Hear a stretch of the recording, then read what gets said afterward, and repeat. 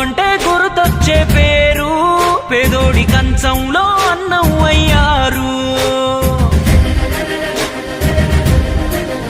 తేనెదరాసపు పసిపాపే మీరు, తెలుగు గడపల్లో పసుపై ఉన్నారు.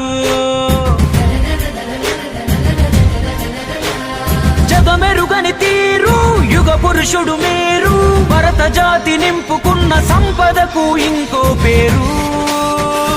ఎన్టీఆర్, ఓ ఎన్టీఆర్, ప్రతి ఇంటిలోన ఒంటిలోన భాగమయ్యారు.